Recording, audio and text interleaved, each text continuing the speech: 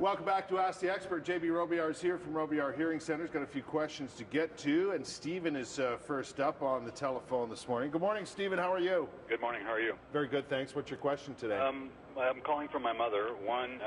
Her hearing aid's about 4 years old. She didn't purchase it from your location. Right. But how often should they be updated? Right. And the other question was, I always find that she has a problem hearing when people are behind her. Right. Yeah, that's a common problem.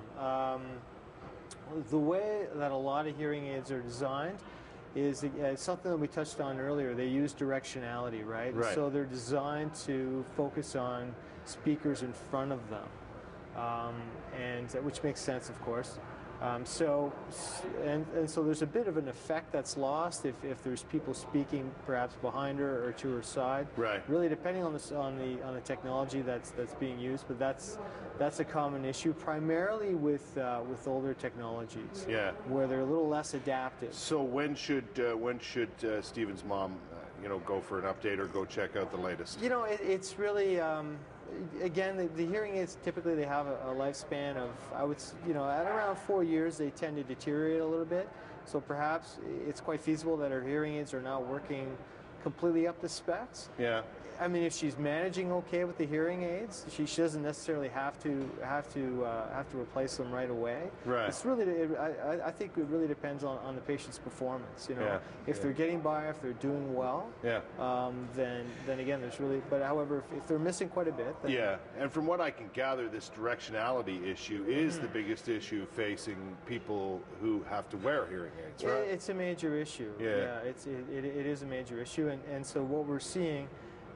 With some of the newer instruments is there's just greater artificial intelligence. Yeah. So they're much more adaptive in those noisy environments. A classic example would be in a car. Okay, so again, with an older technology, older instruments, the instruments immediately focus directly in front of the user. Yeah. Now the problem is, if you're driving, most of your car noise is directly in front of you. So people to the side of you, for instance, if your spouse is in the passenger seat, Gotcha. It's very difficult to follow a conversation in a car. Yeah. So with the newer technologies, what they're doing is they're able to identify the speech pattern and concentrate on the speech pattern. Yeah. And it's more based on actual speech identification rather than directionality. So it's Gotcha. a major improvement. Yeah. Excellent. Michael's on the telephone. Hello, Michael. Hi, how are you? Good morning. Good. How are you today? Good morning.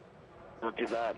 Good. I'd like to know the hearing aid that you're advertising right now. You said there was a control that goes behind your ears, like the microphone. Now, I wear two of them with the little fishing line in my ear. Yeah. Do I have to have those two on each ear, behind my ear?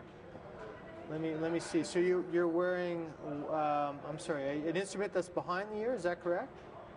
No, I'm wearing the one that goes directly into your ear canal right now. Right. Okay. But you were mentioning that you have the one that's on the table, that the microphones are behind your ear. No, this instrument is not, the microphones are not behind the ear. This instrument is completely inserted into the ear canal. Yeah. So it's probably a similar style compared to what you had before. Does that look like yours, Michael? It does look like mine, yeah. Yeah. It's probably, unless if yours is very new, this one is actually inserted very deeply into the ear canal. Deeper than previous mine styles. goes right into the ear canal, Yeah. right in. They made the shape of my ear canal. That's Yeah. right. So what you're probably wearing is what's called a CIC. Now this is a development from that style that's called the IIC. CIC being completely in the canal, the IIC, and then you can see the red one there on the screen. Yeah. That would be your instrument, whereas the black one is the most recent development. Yeah, but there's nothing behind the ear in either case, right? No, not at all. Well, Absolutely if I not. No. purchase the black one, would I hear better? There's some benefit to that. Probably yes, I would say so.